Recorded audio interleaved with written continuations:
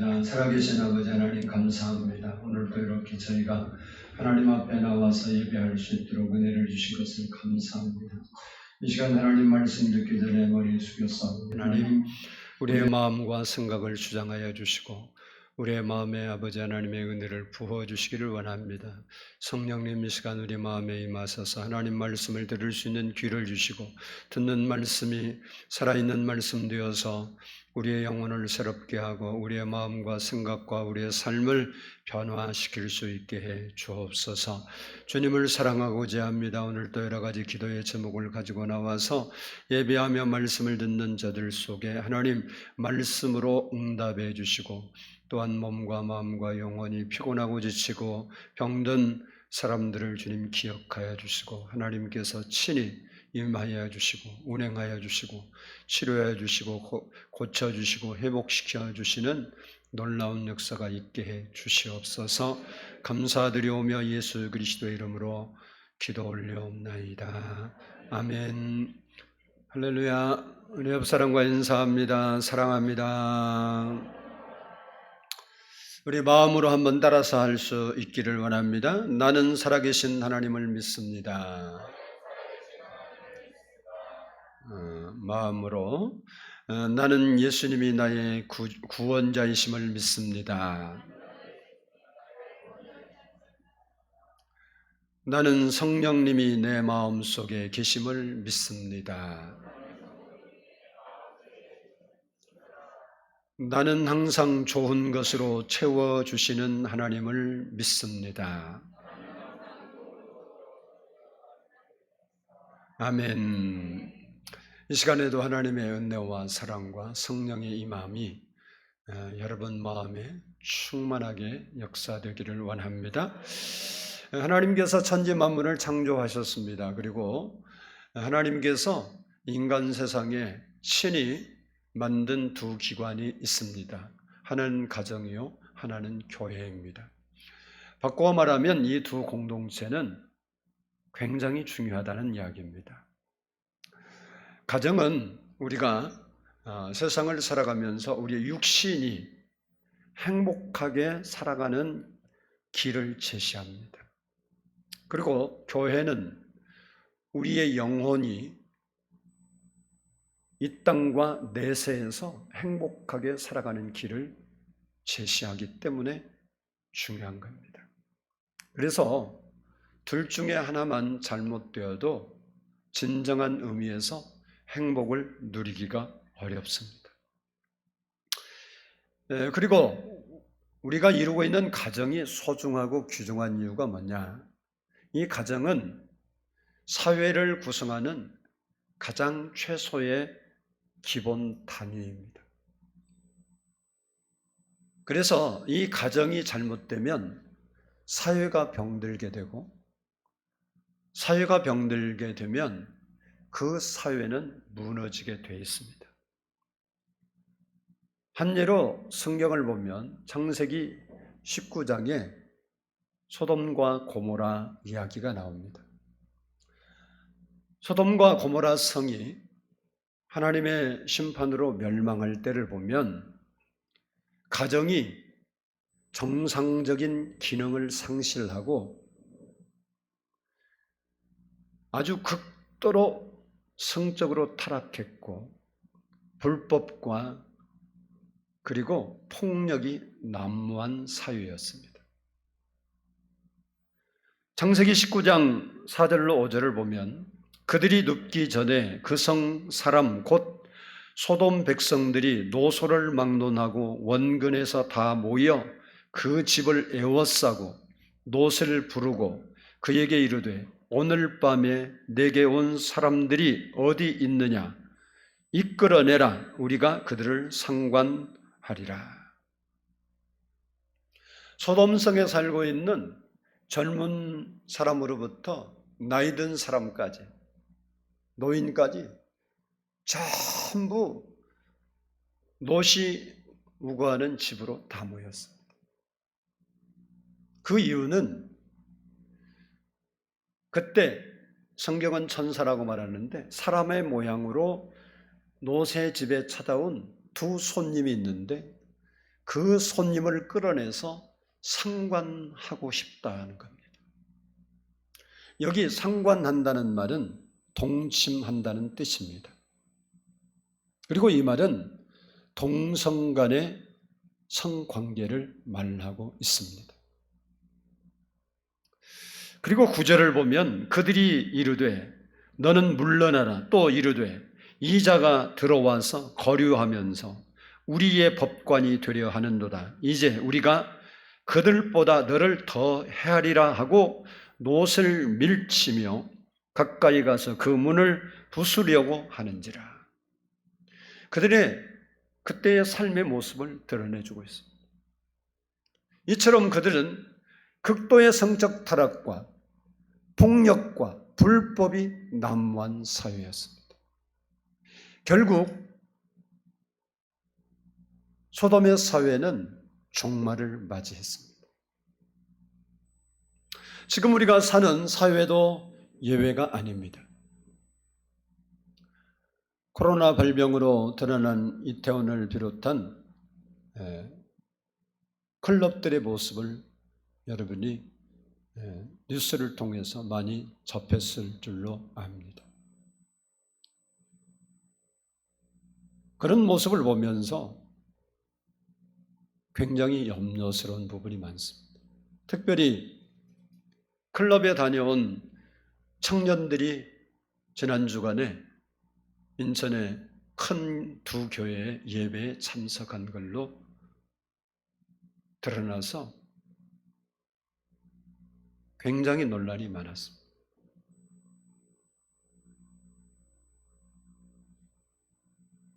성경적이지 않는 삶의 태도를 가지고 사는 사람들이 교회에 와서 예배드린다고 해서 문제가 되는 것은 아니지만 그런 사고들이 교회에 들어와 있는 것 같은 생각 때문에 몹시 안타깝고 걱정되는 부분이 있습니다. 우리는 우리에게 주신 가정을 건강하게 지켜야 할 책임이 있습니다.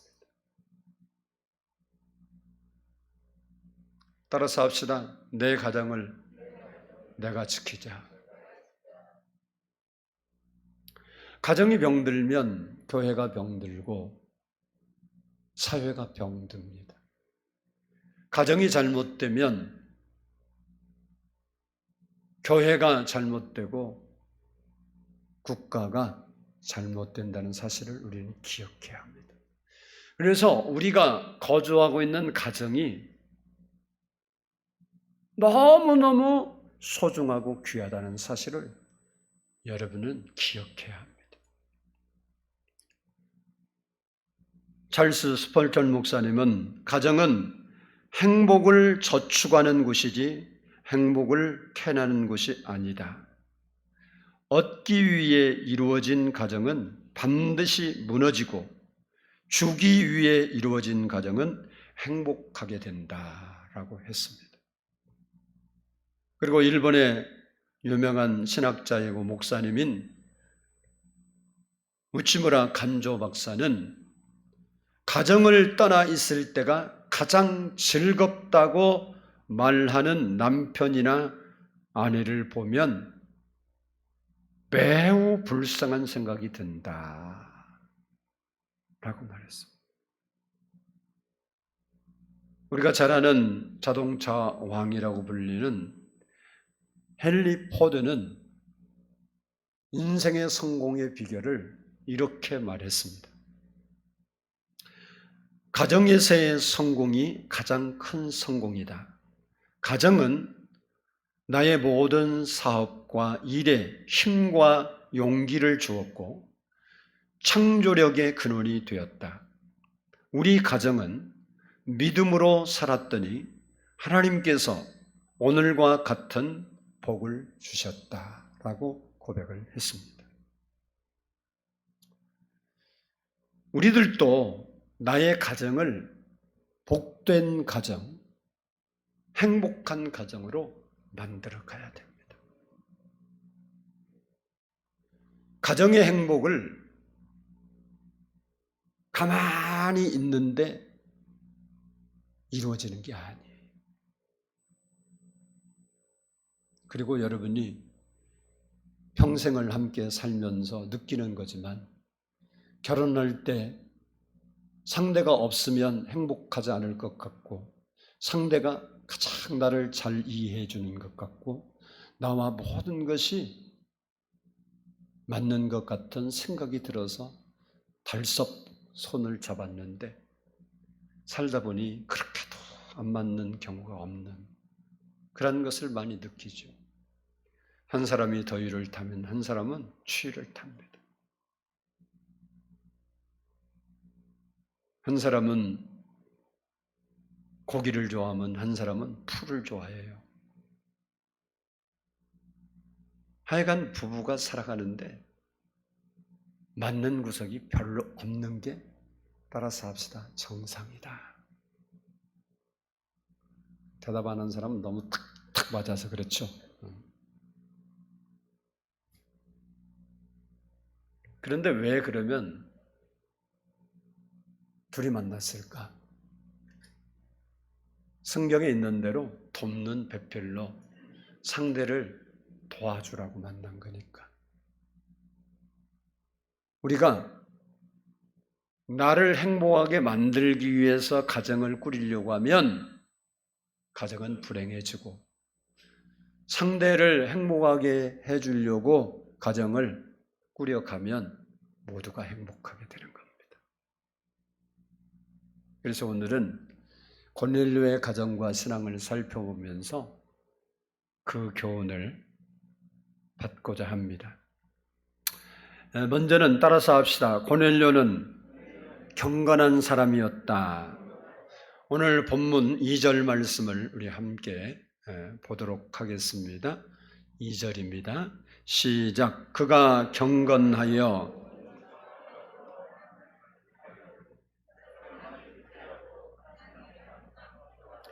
아멘. 당시 문화를 보면 고넬료는 로마 군대의 지휘관으로서 사생활이 문란할 수도 있었고 지위가 높았기 때문에 교만할 수도 있었는데 그는 겸손했고 그리고 경건한 사람이었다고 오늘 본문이 증언하고 있습니다. 특히 로마 사람들은 다신론을 가지고 있습니다. 그래서 여러 신을 섬겨요.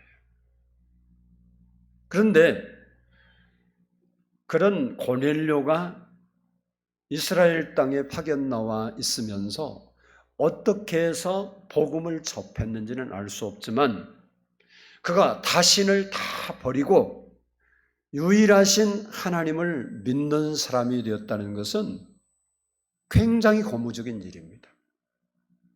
다시 말하면 쉽게 볼 수 없는 일이에요. 그리고 당시는 굉장히 타락한 시대였습니다. 성적으로도 그렇고 도덕적으로 윤리적으로도 타락한 시대였었는데 그런 고넬료의 삶을 성경은 어떻게 표현했냐? 그가 경건하여 이렇게 표현한 거예요. 이 경건하다는 말은 믿음이 깊은 헌신적인의 뜻을 가지고 있는 그래서 마음과 태도가 어떤 것을 소중히 받드는 것을 말합니다. 그러니까 그가 살아가는 삶이 그런 가치를 가지고 살았다는 거예요.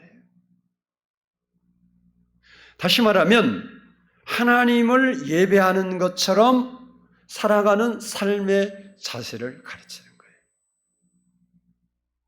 고넬료는 하나님을 예배하고 찬양하고 기도할 때만 경건한 삶을 산 게 아니고 그와 같은 예배의 태도를 삶을 살아가는 인간 관계에서도 그렇게 살았다는 거예요.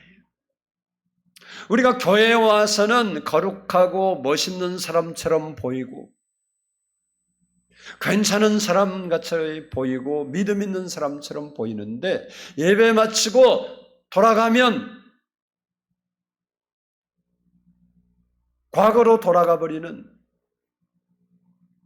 개가 토한 것을 먹는 것처럼 다시 죄악으로 돌아가 살아버리는 사람들이 엄청 많습니다. 그런데 고넬료는 오늘 본문에 그의 삶이 경건했다 그런 거예요. 고넬료의 경건이 오늘 본문 말씀을 보면 하나님과 이웃 관계를 올바르게 형성하고 있다는 사실을 볼 수 있습니다.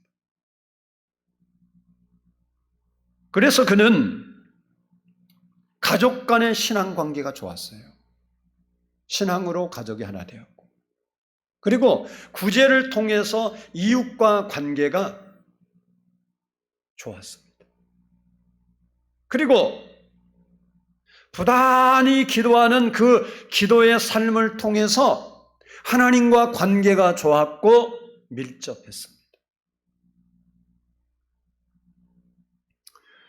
우리가 자칫 잘못하면 경건이라는 것이 가족 관계나 이웃 관계는 망가져도 하나님과의 관계만 좋으면 된다라는 생각을 하기 쉽습니다.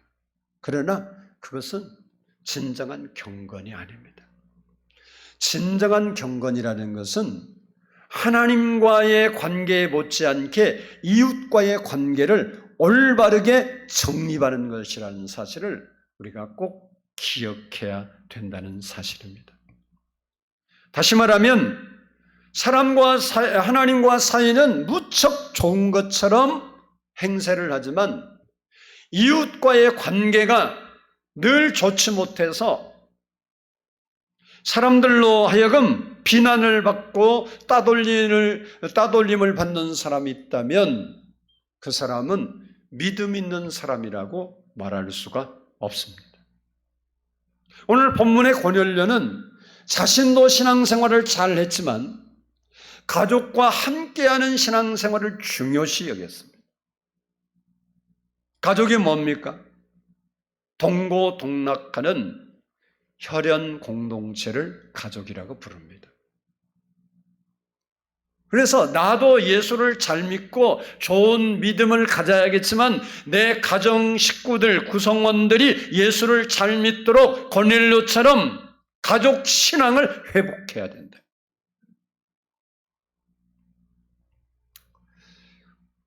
우리들도 고넬료처럼 가족 관계, 이웃 관계를 잘 유지하고 하나님을 경외함으로 경건한 삶을 살아갈 수 있는 성도가 돼야 될 줄로 믿습니다.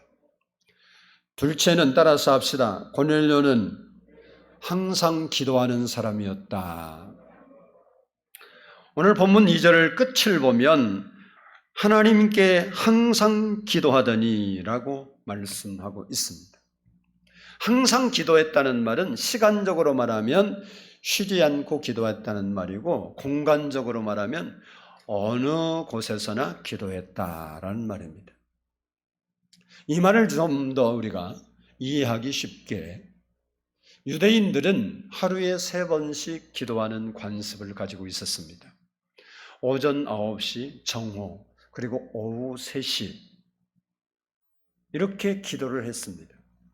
오늘 본문에 나오는 고넬료도 3절에 보면 9시쯤 되어 이게 유대인들이 기도하는 시간입니다. 그 말은 고넬료가 밥도 안 먹고 아무것도 안 하고 항상 기도해지니까 쉬지 말고 항상 기도만 주여 이전요 그게 아니고 유대인의 관습 따라서 하루에 3번씩 항상 기도한 것이다. 이렇게 생각해 볼 수 있습니다.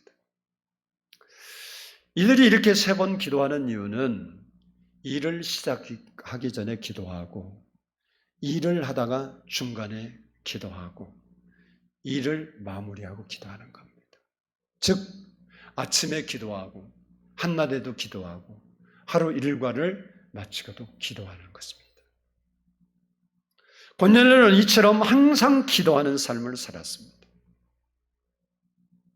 고넬료가 이처럼 기도하는 삶을 살다 보니까 기도하는 중에 영적 체험도 했습니다. 오늘 본문 3절로 4절을 보면 어느 날 기도하는데 환상이 열려서 천사를 보게 되었고 음성을 듣고 응답을 받게 되는 겁니다. 왜 우리가 하나님께 기도해야 합니까? 하나님이 내 삶의 주인이시기 때문에 항상 하나님의 뜻을 묻고 하나님의 인도를 받기 위해서 그런 겁니다. 여러분이 예수님을 부를 때 주여, 주여 그렇게 부르는 것은 주님이 내 인생의 주인입니다라는 고백이잖아요. 그러니까 그분의 뜻을 물어야 주인의 뜻대로 살 거 아니겠습니까? 그래서 기도하는 거예요. 성경을 보면 규칙적인 기도 생활을, 항상 기도하는 생활을 한 사람들이 하나님의 은혜를 입고 크게 쓰임을 받았습니다. 다니엘은 하루에 3차례씩 규칙적으로 기도했습니다.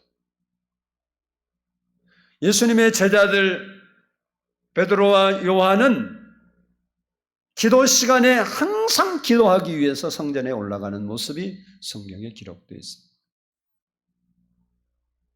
바울은 내가 밤낮 쉬지 않고 너희를 위하여 기도한다고 고백하고 있습니다.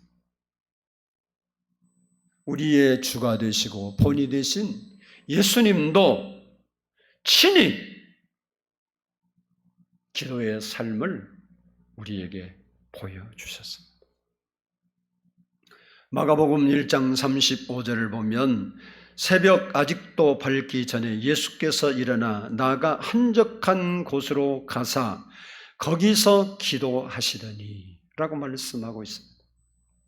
성경은 분명하게 쉬지 말고 기도하라고 우리에게 명령하고 있습니다. 그런데 우리가 예수 믿은 지 10년이 되고 20년이 된데도 기도를 하지 않으면서 예수를 믿는 사람들이 종종 있습니다. 참으로 안타까운 일이 아닐 수 없습니다. 그렇다면 여러분들이 기도하는 시간은 어느 시간입니까? 하루에 어느 시간도 기도할 수 있지만 가장 기도하기 좋은 시간이 새벽입니다. 새벽이 아니라도 적어도 여러분이 하나님을 섬기는 사람이고 하나님의 살아계심을 믿고 하나님의 인도를 받고 하나님의 도우심을 받으려고 생각하면 여러분이 기도하는 시간이 있어야 하지 않겠습니까? 유대인들이 하루에 3차례 기도했던 것처럼 우리가 3차례를 하느냐 한 차례를 하느냐 아니라 하루를 살아가면서 하나님 앞에 내가 정한 기도 시간이 있어서 그 시간은 항상 하나님께 기도하는 기도의 사람이 되어야 한다는 거죠. 다윗은 왕이었습니다. 당시에 그 근동에서 가장 강력한 왕이었고 가장 부족함이 없는 왕이었고 가장 행복한 왕이었습니다. 아무것도 부족한 것이 없는 그였지만 그는 자기가 왕이지만 새벽을 깨우리라 이렇게 고백을 하고 있습니다.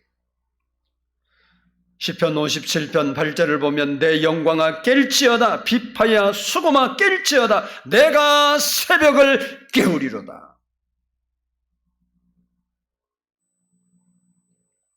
부족한 것이 하나도 없는 왕이었지만 자기를 왕 삼아 주시고 은혜 주셔서 견고한 나라를 그렇게 형성하신 그 하나님께 자기가 새벽을 깨우며 기도하겠다는 거죠.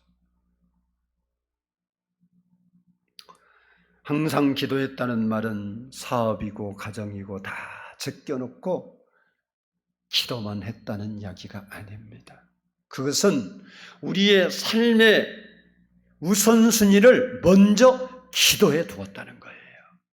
다시 말씀드리면 기도하고 나서 출근하고 기도한 후에 일 시작하고 기도하고 살림하고 기도하고 나서 사람 만나는 것을 말합니다. 고넬료의 가정이 기도하는 가정이었던 것처럼 여러분의 가정도 여러분의 삶도 기도하는 삶이 되기를 주의 이름으로 축복합니다. 세 번째로 따라서 합니다. 고넬료는 구제의 사람이었다. 이 구제라는 말은 후하게, 풍부하게 동정하는 것을 말해요. 그러니까 구제는 어려운 사람이나 위험에 빠진 사람에게 후하게, 풍성하게 도와주는 것을 말합니다. 고넬료는 주위의 가난한 사람들에게 자기 자신의 물질을 후하게 나눠준 겁니다. 그는 비록 이방인이었지만 유대인들이 당시 로마의 속국이었기 때문에 어려움이 많았겠죠. 그 유대인들을 다스리려고 치안을 유지하고 그들을 통제하기 위해서 파견 나와 있는 이 고넬료였지만 그가 주위에 어려운 그들을 보면서 그들에게 구제에 힘썼다는 사실입니다. 이 구제는 예수를 믿는 사람이든 믿지 않는 사람이든 이 구제하는 일, 요즘 말하면 기부라고 하죠. 기부. 이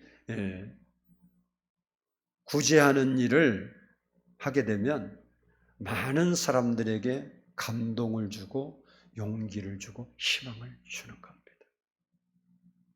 성경은 우리가 어떻게 구제할 것을 가르쳐주고 있어요. 마태복음 6장 3절로 4절을 보면 너는 구제할 때에 오른손이 하는 것을 왼손이 모르게 하여 내 구제함을 은밀하게 하라. 은밀한 중에 보시는 너희 아버지께서 갚으시리라. 그리고 골로새서 3장 17절을 보면 또 무엇을 하든지 말에나 일에나 다 주 예수의 이름으로 하고 그를 힘입어 하나님 아버지께 감사하라. 이상의 구제를 종합해 보면 구제는 은밀하게 하되 감사함으로 해라. 그런 겁니다. 이렇게 우리가 정말 하나님의 뜻대로 구제를 하면 어떤 일이 일어나느냐? 잠언 11장 25절을 보면 구제를 좋아하는 자는 풍족하여질 것이요 남을 윤택하게 하는 자는 자기도 윤택하여지리라. 하나님이 약속해 주셨습니다. 구제를 좋아하면 세상의 논리로 말하면 내 것이 나가니까 가난해지고 어려워져야 하는데 성경은 그렇게 이야기하지 않았어요. 하나님이 거기에 부으신다는 거예요. 이스라엘 가면 재밌는 게 있어요. 이스라엘은 여러 가지로 우리에게 환경적 교훈도 주려고 그렇게 했는지 모르지만 이스라엘 땅에서 가장 낮은 곳이 해저 400m 된 사해입니다. 근데 사해 위로는 요단강이 흘러요.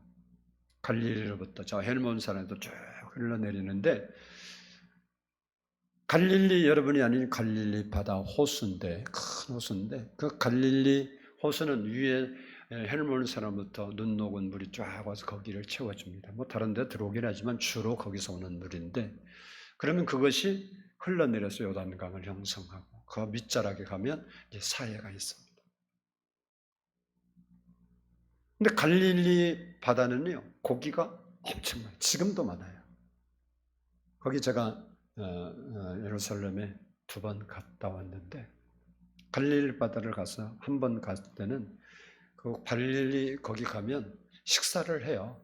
누구나가 성지 코스가 베드로 고기라 그래서 이름을 그렇게 붙였어요. 그걸 먹는 게 코스거든요. 많은 고기 한 마리 주는 거예요. 튀겨서. 맛있어요. 베드로 고기. 지금도 거기서 활동을 합니다. 우리나라처럼 허가 받은 사람만. 근데 물이 지금도 엄청 깨끗해요. 거기를 제가 식사 시간에 나가서 돌을 들춰보니까 그날은 안 먹으니까 많은지 모르겠는데 참게 있죠. 참게 요만한 시간 거. 돌 하나, 조그마한 돌 하나 떠들면 한두 마리가 꼭 나와요. 내가 여러 마리 잡았다가 해먹을 길이 없어서 다시 방생을 했습니다만은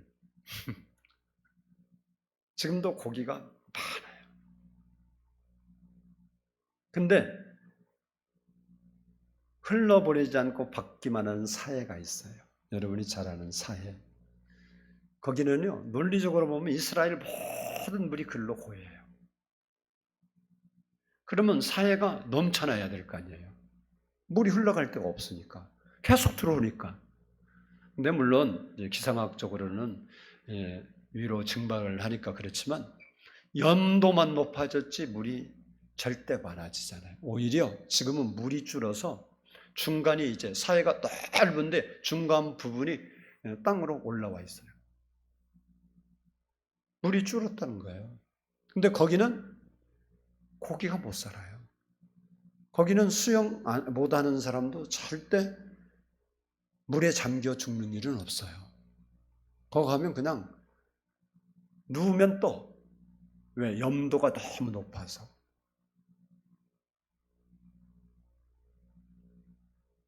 받기만 하고 절대 주는 법이 없는 사회에는 생명이 살지를 못해요. 근데 갈릴리 바다는 지금도 풍성하다는 거예요. 성경이 그걸 이야기해요. 우리도 벌어갖고 쌓아놓고 그냥 여러분이 많이 쌓아놔 봐요. 그러면 성경에 있는 대로 오늘 밤 내 영혼을 내가 취하리니 내가 쌓은 것이 네 것이 되겠느냐. 그러니까 다모 구두쇠처럼 살지 말고 어려운 사람도 돕고 그거 싫으면 가족도 가서 맛있는 것도 외식도 하고 행복하게 살아요. 아멘 안 하는 건 뭐야? 나 사달라고 한 것도 아닌데. 구제를 좋아하는 사람 풍족해진대요. 여러분이 어려운 사람을 돌아볼 수 있는 마음이 있기를 바라요. 그것도 우리도 아니 목사님 내가 구제받아야 할 형편인데 구제는 무슨 구제요? 그럴 수도 있잖아요. 그리고 우린 기도해야 하나님 내게 환경에 복을 주셔서 나도 구제하며 살 수 있게 해주시옵소서.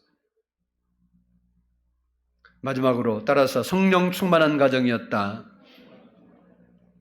사도행전 10장 44절로 46절을 보면 베드로가 이 말을 할 때에 성령이 말씀 듣는 모든 사람에게 내려오시니 베드로와 함께 온 할례 받은 신자들이 이방인들에게도 성령 부어 주심으로 말미암아 놀라니 이는 방언을 말하며 하나님 높임을 들음이로라 라고 말하고 있습니다. 고넬료가 천사의 지시를 받고 자기 종들을 욥바로 보내서 욥바에 있는 베드로를 초청하다가 자기 가족과 지인들을 다 모아놓고 예배를 드리는데 예배 시간에 베드로가 이제 설교를 하는 거예요. 설교를 듣고 있는 중에 호련히 성령이 그들에게 임했습니다. 그래서 갑자기 방언하는 사람도 있고 하나님을 높이고 찬양하는 역사가 일어나는 거예요. 이는 오순절날 제자들이 체험했던 그 성령의 역사를 고넬료 가정에서 똑같이 체험한 겁니다. 이 사건은 그리스도인이 된 유대인들에게는 너무너무 충격적인 일이었어요. 왜냐하면 유대인들은 하나님께서 자기들만을 선택해 주신 선민이기 때문에 자기들만이 구원이 있다고 확신하고 살았습니다. 그런데 이방인들에게 구원의 역사가 일어나니까 너무 충격적인 거예요. 그래서 베드로를 비롯해서 거기에 참여한 유대 사람들이 사고가 바뀌게 됐어요. 이 일은 훗날에 이방 선교의 교두부 역할을 하는 거예요.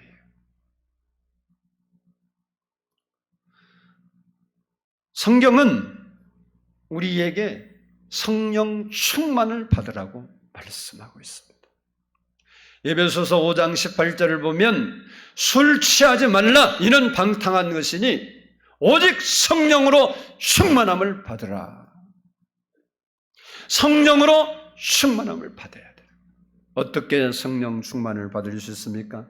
사도행전 2장 38절을 보면 베드로가 이르되 너희가 회개하여 각각 예수 그리스도의 이름으로 세례를 받고 죄사함을 받으라. 그리하면 성령의 선물을 받으리니 라고 말씀하고 있고, 누가복음 11장 13절에서는 너희가 악할지라도 좋은 것을 자식에게 줄 알거든 하물며 너희 하늘 아버지께서 구하는 자에게 성령을 주시지 않겠느냐. 성령을 주시겠다고 약속했습니다. 이 말을 정리해보면 자신의 죄를 깨닫고 회개하고 나에게 성령을 주옵소서. 그러면 하나님이 성령을 우리에게 선물로 주시고 충만함을 주신다는 거예요. 여러분이 하나님께 성령 주세요, 성령 충만 주세요, 그래서 성령 주는 게 아니고 하나님이 주신다고 약속해 주셨다는 거예요. 그러니까 우리가 이제 하나님의 말씀대로 내게도 성령의 충만함을 주시옵소서 그렇게 기도하면 하나님이 주신다는 거예요. 요즘 재난 극복 지원금이라는 게 있죠. 다 탔습니까? 아직 신청 안 한 분도 있어요? 착한 사람이에요. 기부하셔도 좋고. 근데 여러분이 정부에 때 나 기업이 어렵습니다. 가정 경제가 어렵습니다. 내 삶이 너무 힘듭니다. 국가가 뭐 하라고 있습니까? 백성을 위해 있는 거 아닙니까? 이 백성 어려운데 좀 도와주세요. 그러면 도와줄까 안 도와줄까? 잘 안 도와줘. 청와대 민원 올려도 잘 안 도와줘. 근데 지금 국가에서 뭐라고 그랬어? 가족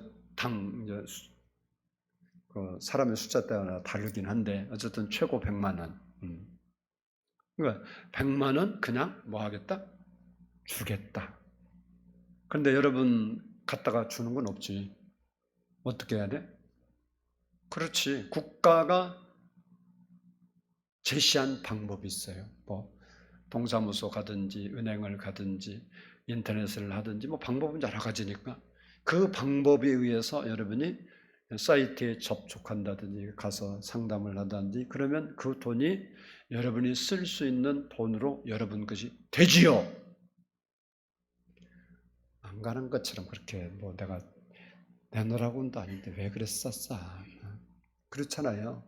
그게 여러분이 알아야 돼요. 하나님도. 이 성경이 왜 중요하냐? 하나님이 나한테 준다고도 안 했는데 달라고 한다고 하나님 주는 거 아니에요. 약속의 말씀을 이루시는 거예요. 성령 충만을 받아라. 구하면 내가 주겠다. 그 여러분이 믿음으로 구하면 하나님이 주시는 거예요. 왜? 준다고 그랬으니까.